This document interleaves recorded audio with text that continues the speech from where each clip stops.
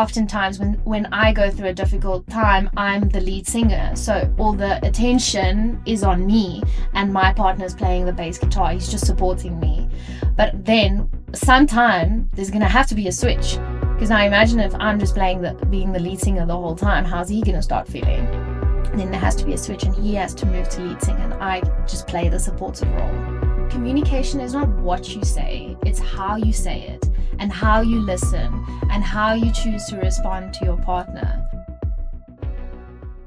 Let's face it, life is complicated, and so is the YouTube algorithm. We put so much effort into each of these episodes, and I honestly love what I do. And if you could do the smallest favor for me, it'll be quicker than making a cup of coffee. Just hit that subscribe button or like and follow on the audio channels. Thank you so much.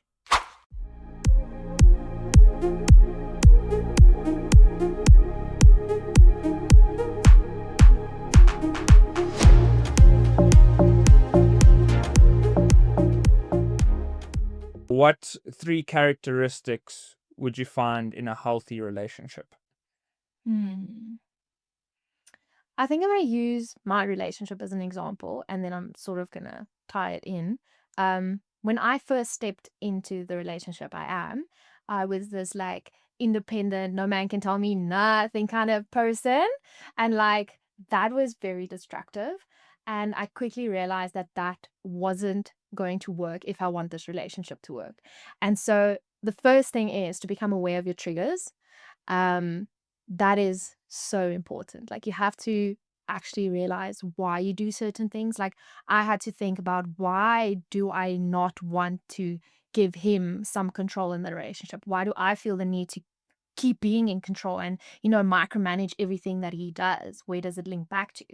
And then to like effectively communicate that to your partner. That's really difficult, because I would often stand and I'd be like, I want to yell at you because why did you hang the towel like this? But I'm not going to. I'm trying to reel it back in. So just so that he's aware that I'm aware, I'm trying to communicate this. This is something I'm really struggling with. And then the last thing that's really important, I would say, is like compromise. So it's being aware of your triggers.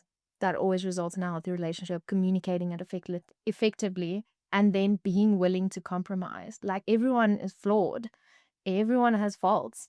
And if you want a relationship to work, it's going to be a give and take situation. It's not going to be like, I'm going to be completely happy 100% of the time. That's not realistic. Yeah.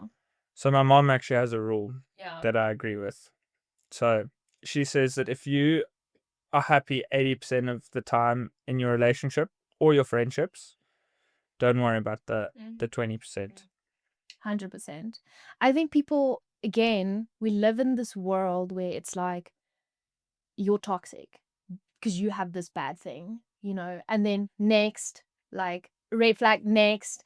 But everyone's going to have red flags. Like, okay, that's a very broad statement, but you understand what I'm trying to say. Like there's Everyone has their problems. Everyone has their Yeah. traumas. Everyone has their own issues. Yeah. And most of the relationships that I see flourish are people that are aware that they have these things, but they're willing to work on it. That like willing to work on it is like a crucial thing in a relationship, because you can keep falling into these patterns, no problem. I mean, like, relationship is gonna, but to be willing to work on it is really brave and courageous. It becomes tricky though, because you want to work on it, but you also don't necessarily want to feel like the person's changing you Yeah. or like you changing that person. Yeah. That's true. That is true. And I think that's what I mentioned, like the compromise, it's like communication, compromise. Communicate, I'm feeling this way. See how you guys can compromise to find a middle ground. Compromise doesn't mean we completely sway to the other person's side. It means we find a middle ground where we're both happy to do it. Does that make sense? Sure. Yeah. But also we all communicate differently at the end of the day. So I honestly think communication is probably the biggest thing in a relationship in my mind. Because if you're able to express where you're coming from or the way you feel about things or how things make you feel, and they're able to do the same in a safe space, then I think you can only build and make things better. Mm-hmm. And it's all about the way that you communicate with that Exactly. person. Exactly. It's like communication is 100% key, but communication is not what you say, it's how you say it and how you listen and how you choose to respond to your partner. And it's like I always use this analogy, like think about um two people standing on the side of a river and they like yelling at each other. Do you think you're going to hear what this person says, or like, oh, I think back to that meme, like, "What's your name?" Like, anyways, and it's like the communication is the bridge that you have to build to connect to each other. Yeah, otherwise, there's gonna be so much space for misunderstanding, like misinterpretation. It's just Yeah, pointless. I think we often assume that our partner, and it might even be our friend, can read our mind. Yeah. And Yeah. like they, Yeah. even if they're similar to us, we think that they should understand exactly the way that we think. And until you kind of communicate that, you can't expect someone else to be a mind reader. No, 100%. I'm laughing because that's so me. Like, that is literally me. When I get angry or irritated, my husband should just know that this is happening to me. And then when he's like, "What's wrong?" I'll be like, "Do you not know me? Like, this is not a feeling." But again, yeah, he isn't a mind reader. And I think that's important. And that's where it comes in. Like, we all operate differently. Like, our communication styles are different. Our love languages are different. I mean, there's even apology languages, like how you want someone to respond in a different or apologize when there is a conflict. So we all operate in such a different way that you can't just expect that someone does the same thing as you or think the same way that you do. Hmm. I also, because you mentioned love languages, Yeah. sometimes, because I make this mistake, I assume that because this is my love language, and so I'd say for me, mine is quality time and words of affirmation. Those are my top two. But I kind of assume that my partner values the same things. Whereas, hers might be gifts and acts of service, which are completely different. Yeah. But it's like now I've got to almost learn those traits and be better at acts of service or gifts Yeah. for her. I can't just assume that, okay, because I value words of affirmation, I'm going to send her a really nice message and she's going to feel Mm-hmm. super loved just because it makes me feel super Mm-hmm. loved. Mm-hmm. That's and I think literally the only thing that keeps popping back into my head is communication compromise, because they don't know what your love language is, and I don't know what your love language is. So I need to communicate that to the person. And then it's like, okay, I'm not a physical touch kind of person, but how can I adjust so that we're both happy and both of our cups get filled at the end of the day? Hmm. What about conflict? So I feel, giving a lot of opinions today, I love it. but I really do feel like it's not about how much you love each other at the end of the day. It is a big component of a relationship, but I think the way that you argue and the way that you have disagreements and the way that you fight with each other, that's one of the biggest predictors, in my opinion at least, of how successful your relationship is going to be. Hmm. That's an interesting point of view. So are you saying that how you guys make up or deal with conflict, and then like how you deal with that conflict makes or breaks? Yeah, so everyone can go on a very nice holiday to Italy and have an amazing time and have really awesome experiences with each other and adventures, and you can make each other feel very special. But I feel like during the hard times, that's where you really realize, is this person going to be someone that I can spend the rest of my life with? Or, are we going to 100%. have problems like later down the road? No, 100%. I think you literally hit the nail on the head. Can we circle back to that? Because I feel like I need some time to brew on it. Because it was such a. I think I don't actually have anything to add because you just said it so beautifully. Thank you. Yeah, but I just, at the end of the day, I think we all have different communication styles. We all have different attachment styles. We all have different ways that we deal with conflict. Some people are more confrontational, some people aren't. How do you navigate that when perhaps one person wants to chat about something straight away? And because I know I'm like that, I want to not go to, like, my rule is I don't want to go to bed angry with each other. Whereas your partner might see things differently. They might want some time to process it, think about it. They don't want to overreact. How do you navigate that in a relationship? I think something that you need to realize is that a relationship is two people. It's not just you. And yes, you have a way of doing something again, but the other person is also, they also have a way of doing things. So it's about communication and then compromise. I'm just gonna, that's the motto for today. Like, no, I can't actually tell you how serious I am when I say this, and I say this to my clients all the time. It's not just you. Oh, he didn't bring you flowers. That's so sad. But did you fill his cup? You know what I'm, does it make sense what I'm saying? I'm not trying to invalidate one person's way, but it's like, is there an equal amount of giving and taking Yes. in general? Like, I also understand, and sometimes one partner is going to be like a bit more. Let me explain it like this. I see couples as being the lead singer and the bass player. So like oftentimes when I go through a difficult time, I'm the lead singer. So all the attention is on me, and my partner's playing the bass guitar. He's just supporting me. But then sometime there's gonna have to be a switch. Because now imagine if I'm just being the lead singer the whole time, how's he gonna start feeling? And then there has to be a switch, and he has to move to lead singer, and I just play the supportive role. Does that make sense? Love that analogy. Yeah. So it's like, it's fine. We get like, I go through something difficult and he supports, but he's also going through things and he also needs the support sometimes.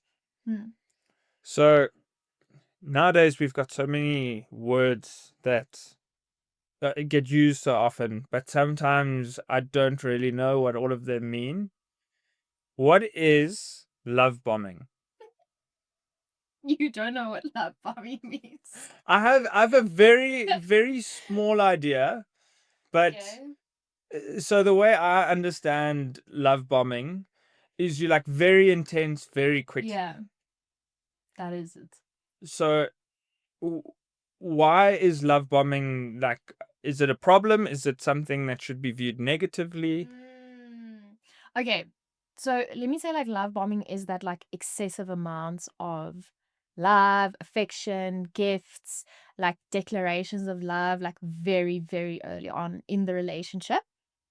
And again, I'm using a lot of pictures because it's so good to view it like that. But think of like when a bomb drops next to you, right? How do you think, instead of dying, you don't feel like disorientated, like that singing, you feel confused, you don't really know what's going on. That's literally it. But just instead of like, let's say chaos happening, it's like it's the love. And your brain almost goes into overdrive. 100%. And then put that together with someone that's like an anxious attachment style that like wants the love, wants the validation. They're like running on cloud nine 90% of the time. They're like, oh, I can't believe this person loves me so much. Like, I feel like I've found my soulmate. We've moved in together 1 week after knowing each other. But then what happens is that like a few weeks later, months, even years later, that person that's love bombing, the mask starts to fall and they like can't overcompensate anymore. And then the true colors start to come out. And then do you know what happens then? The person that's received all of that, they feel so emotionally invested that they don't feel comfortable with stepping out of the relationship. Doesn't matter if it becomes toxic. They're just so invested. Does that make sense? So what kind of words would someone who's love bombing someone else, what kind of words or phrases would they use? I feel like it's not just words and phrases, but it's also actions. I mean, like, I know someone that they met the girl No, they haven't even met. They just spoke on like online. The next day he sent like flowers to her office with like a whole hamper type of situation. Super cute. Like the intention was great, but how do you think the girl like received that? That's quite intense very early on, or someone that asked someone to move into their house or apartment like 2 weeks into knowing each other. Yes. It's like that Or kind says of maybe says I love you Yeah, very quickly, 100%. or we should just get married now, kind of thing. 100%. Yeah, it was like, you're my soulmate. Like, I can just feel it. We need to be together. Or do you know what's crazy? Imagine someone pulls out a baby name list of like, be like, "Ah, this is what I think we need to name our child." Or, do you get what I'm saying? That's Yes. crazy. Like, that's too much. That's like way too much early on. And it's often I feel like it's often in a joking way, Yeah. but it's kind of No. you're not 100% sure if they are joking But that's or why you're not. so confused. Like, that's the whole point. You don't really know what's going on, like, but then people will say, like, no, I know what's going on. But then they have an anxious attachment style where they just want to grab onto someone to love and to validate them. And then they almost don't see that these things are happening. Does that make sense? So what are the different attachment styles? Well, I can tell you the two that I work with the most is the anxious attachment style, and that's where you cling. You cling to Okay. anything and anyone that like wants to love and validate you. Where does that come from? Childhood wounds. And then the other one, same also. I think everything stems from your childhood. That's what I've noticed and what I deal with. Like a lot of the trauma comes from childhood. So you have the like anxious attachment, cling, cling, cling, avoidant, don't get close to me. But I want love, but don't get close to me. And what often happens is those two people actually get into a relationship together. Does that Okay. like just imagine that an anxious person and an avoidant person come together. And what do you think? So is that like Happen? that would be the one person who wants to talk about things straight away, for example, and the other person who doesn't want to talk about things straight away. So- One person wants to avoid the conflict. yes. One person wants to dive Yes. straight into it. Yes. So I'm gonna give you an example. There's two people I know, and the one girl is super avoidant. Like, she would often yell at her partner and say, "Get out the house! I don't want you here." And the other partner would just be like, "But I want to be here for you. Like, tell me, like, how are you feeling? Like, let's talk about this." Yes, and they just perhaps need their space in that moment, and the other person feels like they need that Yes, connection. yes. They're anxious because this person is gonna leave and this person is avoidant. They don't Does that make sense? It's like just so clashing, and that often happens. That gets together. That was what happened in my relationship. I was the anxious one, and why was the anxious one? I don't know. It happens. Let me not dive it out into that rabbit hole. Yeah, yeah, yeah. So it often happens, and everything stems from childhood, the wounds. But how do you now navigate that in a relationship? Is that a bad thing if one person is avoidant and one person is more attached? It's not bad. It's not a bad thing. Like, again, we all have baggage and we all have things that we like carry and have to work through. Like, but it's the willingness to work through them. Like, am I willing to become aware of these patterns? Am I willing to put a stop in the cycle? Am I willing to be a better person for my partner, for this relationship? Yeah. Okay, another term that I have the gaslighting. Yeah, yeah, yeah. Is this also something that happens quite a lot in relationships? Mm. In like abusive relationships. Let me say, I'd rather say abusive because I feel like toxic. I'm gonna you like so I grew up with a very abusive and manipulative dad, and he would gaslight the shit out of me. I don't know if I could say shit. He did. And he would often tell me something, and then the moment I questioned him, he would say, "I didn't say that." And then you feel so crazy. You start to doubt like what you heard or like what you see. And it truly happens so often. And so I feel like I resonate with this one quite often. And it's usually the terms of like, I didn't say that. You're over thinking this. You're over analyzing, like you're way too emotional, you're way too sensitive, like that kind of things. That's gaslighting. And then I'm sure you almost take that on as your own self narrative. 100%. 100%. It's like that one phrase he used to always tell me, you're way too emotional. And I took that on. And now it plays out in my relationship where when I feel like I'm being too emotional, I shut down because I don't want to let my partner think that I am too emotional. Does that make sense? Yes. But now I start to harbor all of these feelings inside of me, even though my partners never gave me the impression that I am way too emotional. But that's how I feel because that's what someone told me I am. Sure. Yeah. So something might be very like a big issue for you, Mm. and someone else might say, your partner or even your friend, whatever, might say, "Oh, you're just being sensitive." Yeah. And then you take that on, you hear it enough times, and every time you want to bring up something that's a big issue to you, you go, "Ugh, maybe I should actually just leave it." 100%. 100%. And then what do you think happens to the emotions associated to that? I start to bottle it up and I start to push it in here. And the emotions need to come out somehow, right? And that often manifests in different ways for different people. It's like some people will have panic attacks, some people have anger outbursts, some people, put their whole identity into something like exercising just to like let some of those emotions come out in a way. Yeah. What about the small things? Mm. So obviously, you chat about like communication and compromise quite a lot. There's if you haven't got that from this episode Yeah, yeah, yeah. today, then you haven't been listening. But I think when it comes to communicating, you also don't want to attack your partner and look for Mm. every small little thing that they're doing wrong or that you don't like. But what can become quite tricky Mm. is I feel like those small things also add up over time. So it starts with one small thing that irritates you a little bit. You don't want to talk about it. You don't want to bring it up. You don't want to seem like Yeah. you're being difficult. Yeah. Then another thing. Yeah. Then there's another thing, and it keeps happening, keeps happening. Then all of a sudden you explode, and everything that you want them that you don't like or whatever you say at once.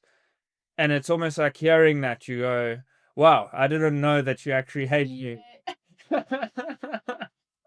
She hate me. No, but that's actually so realistic. Literally, that is what happens. And if I had to switch it over to not the person saying, this is bothering me, but the person receiving that, if they have a harsh inner critic, that just amplifies everything that your partner says to you. Your partner can say like, "Oh, I feel like you taking very long to like take out the dustbin in the week." That partner is taking it as I'm doing nothing around the house, like I'm not carrying my weight. Is that what you're saying? So there's a lot of things like it's quite complex.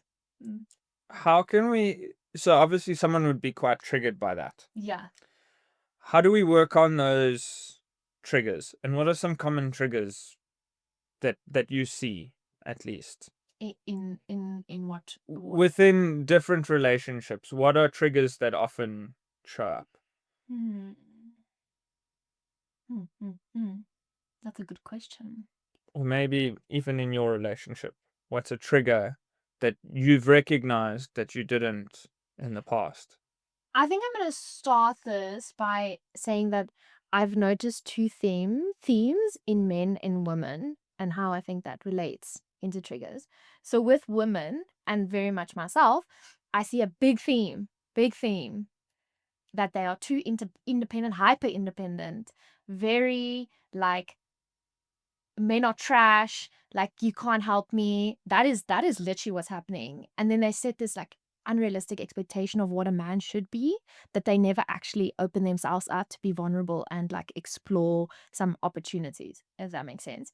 Under men, it's clinging, it's like love bombing, it's grab onto the first person that shows me interest, and then that's going to be my future wife, literally. So those are the two themes, and I think they all can like go into triggers into relationships. So like the over independence where I was often a trigger. If I don't have control in a relationship, I feel very anxious. I need to micromanage, which is horrible. But that's my trigger. As soon as he steps in and tries to take control, I tell him, no, no, no, I'm in control, And then I think in men that are like clinging, clinging, clinging, let's say the woman doesn't give you the validation that you want or you need or something like that, that can also trigger a lot for them. Yeah, I think I answered your question. You did. um, Insecurity and jealousy. Mm. Is that something that you see a lot? And how do we deal with that better? If you are someone who one of your triggers is, you get very insecure or you get jealous when your partner's perhaps chatting to other people or something like that, how do you work on that jealousy or that insecurity that you have? Mm. That is a good question. I don't see a lot of jealousy, um, but I'm sure there is. I see a lot of insecurities that plays out in different ways, but I don't really see it affect like that people can't talk to other people type of situation. Um, mm, How do you handle that? How do you handle? I mean, I'm not expecting you to have all the answers. I'm just saying, in a relationship, how do you navigate jealousy? If you perhaps feel jealous about something, how do you go about telling your partner? I think before you communicate to your partner, you have to self-reflect a little bit. As in, why is this making me feel jealous? Like I think a big thing for me is that people, and just edit this out if this is a bit too controversial. But I feel like people, if something's wrong, they immediately blame it on the partner. It's never them. Yes. Like it's like, oh, we're not happy. You're not putting a lot of effort into this relationship, And so I think firstly, I would really encourage someone to like self-reflect before you bring anything up to your partner. And oftentimes that's difficult because our partners are our safe space. So we feel comfortable with just like vomiting out all of our emotions and our thoughts, right? But now what do we expect from them if we not like filtered or we not solid? What do we expect from our partners? So I think I would first say like self-reflect and understand, why is this triggering me? Where is this jealousy coming from? Like, did something happen? Did an ex-partner cheat on me? And now I have this trust issue, or whatever the case may be, and then communicate it to your partner. Like, but being able to say, like, this is a trigger for me. This is how it made me feel. Like, this is what I not expect from you, but this is how I want you to respond. This is how I need support. I think that's the best way to take it. And who should we be talking to? So, should we be talking about our relationship with our friends, with our families, or is that more something that you would talk to, a therapist or a psychologist?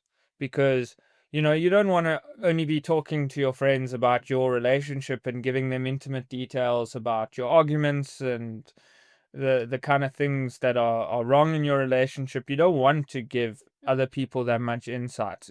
Some things are just a bit more personal. Mm-hmm. But sometimes you need to reach out, and sometimes it's someone who's not your partner. Who do you reach out to? So I was gonna straight tell you, don't go to family. Don't go to family, like, because now you're like almost trash talking your partner. Let's say you guys are in a rough patch. Now your whole family has this idea of your partner, and now you guys make up, but the family is still stuck on the bad things that the partner did, and that often happens. Well, it often happens, and that's where conflict comes in. Family conflict, partner conflict. That's a lot. So I would say like get like one friend, get one person, getting a psychologist, get a person to like get insight, to give some insight, like a third perspective onto the situation. Yeah, but not family. That's all I can tell you. Do you think you marry the family? Um, I feel like I can only speak out of my own opinion, and what I feel is I don't like that. My relationship is my relationship, and like, yes, I love his family and he loves my family, and we there, but this is our relationship, me and you and our children, not me, you, your mom, dad, your sister, all those people. Like, how are you guys going to ever make a decision if you have like a gazillion voices influencing it? Does that make sense? 100%. But you also spend a lot of time with those people. Mm. You know, if you don't get on with your partner's family, it's also a lot of time where you're going to end up not enjoying yourself. Yes. I think, okay, maybe explain to me what you mean by marry the family. I mean, is it a red flag if you don't like your partner's family and you don't see eye to eye? In your opinion?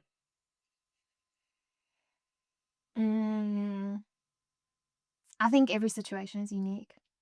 Yeah, I'm not going to say yes or no. I'm just going to say like everyone's different and that growth can always happen in any situation.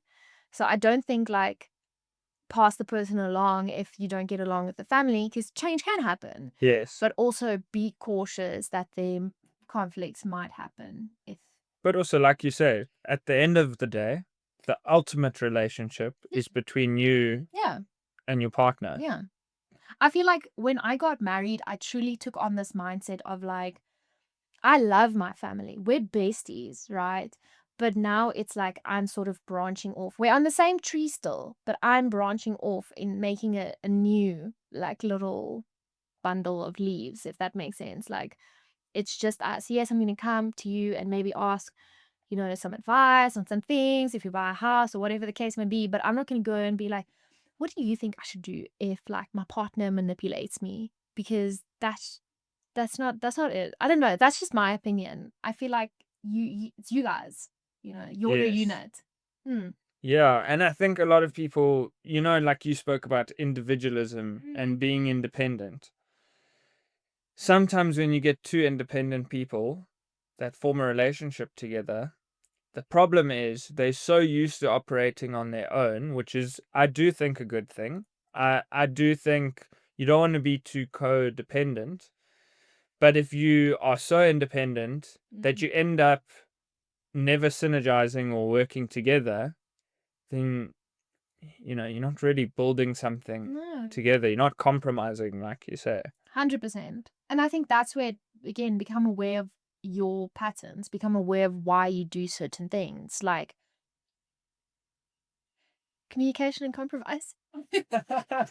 Communication and compromise. Self-awareness, communication, compromise. So, okay, I've got one last question for you.